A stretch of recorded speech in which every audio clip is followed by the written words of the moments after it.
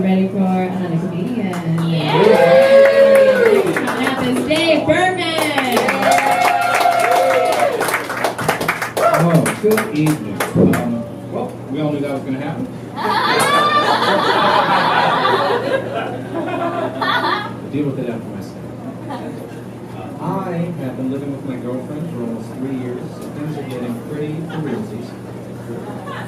She is a Muslim lady. I'm a Jewish fella. It's not a big deal. I'm just a hero.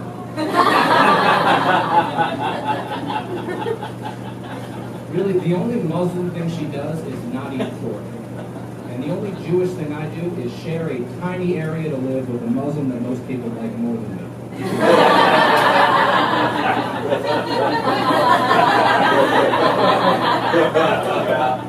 We live in Park Slope. It's a very safe neighborhood.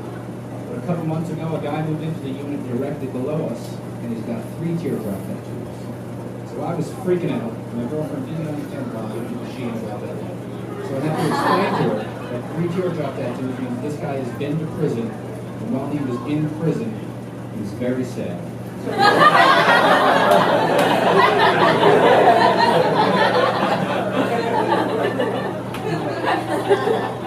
My girlfriend, she's really into exercise. She's very fit, but she has her good days and bad days like everybody else. The other night, she was getting undressed, and I threw a compliment from across the room. I was like, "Hey, babe, I like what I see." She was not in the mood. She was like, "Oh, what do you see?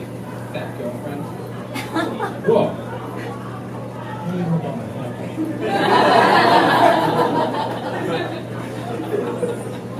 You know, if we go the distance, it means certain things will never happen. It means I'll never have sex on the first date.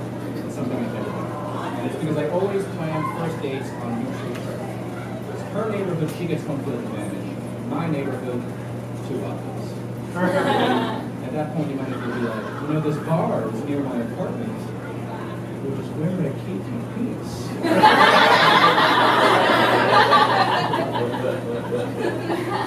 I once went on a first date with a girl whose last name was the same as my mom's maiden name.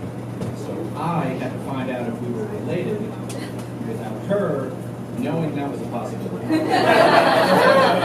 I just slipped some subtle things into like normal first date small talk. And begin with the article. You like it? Word.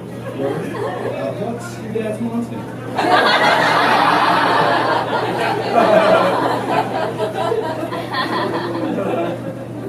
Names are deep misleading, especially in names like Chicago and Indy City.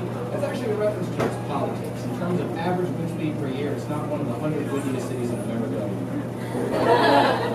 Or like German chocolate cake, if you've ever had that, it has nothing to do with Germany. It was named after an American baker named Samuel German. Or like the Philly cheesesteak wasn't invented in Philadelphia. It was invented in Denver by a man named Philip Cheesesteak.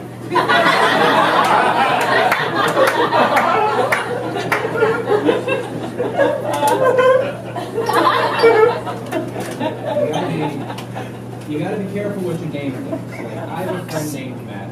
He has a friend from college named Sophie. Sophie is aggressively attractive. Right? Like when she was still in college, she was dating a Pro Bowl NFL player. And I can't tell you which player it was, but I can say that it was Jimmy Graham. After college, Sophie got a job for the NHL's Florida Panthers as a sideline reporter. And they had this recurring segment at home games where between the second and third period, she would try 2 desserts in the arena and then declare which one was her favorite. And they named this segment Sophie's Choice.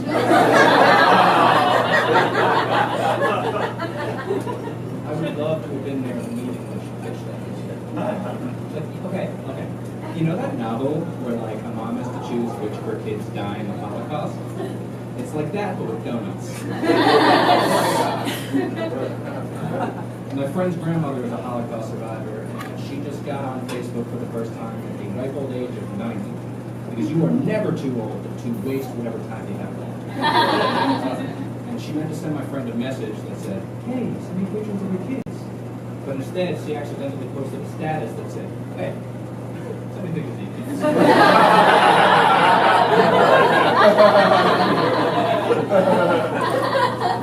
You might have noticed I didn't put any politics in my set. I don't believe in putting my personal political views into my comedy because I'm an entertainer first and a person second.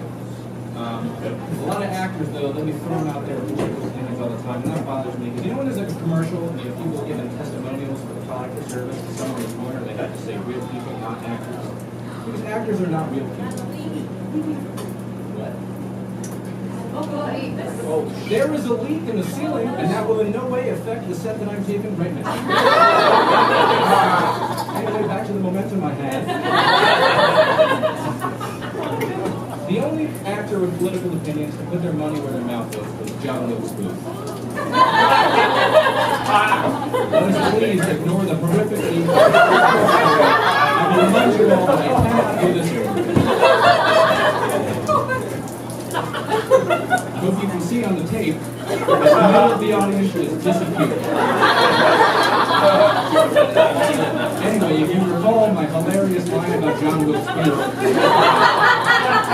when John Wilkes Booth killed Lincoln, he was a famous actor. A lot of people don't know that his older brother was actually a much more famous actor than him. He was like a household name. And that must have been surreal for everybody in the 1860s. Like, imagine waking up tomorrow to find out the president had been assassinated by Casey Affleck.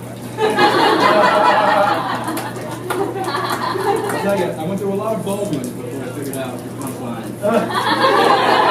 Anyway, I'm going to put this back together. Thank you for dealing with the leak. I'm Dave Burns.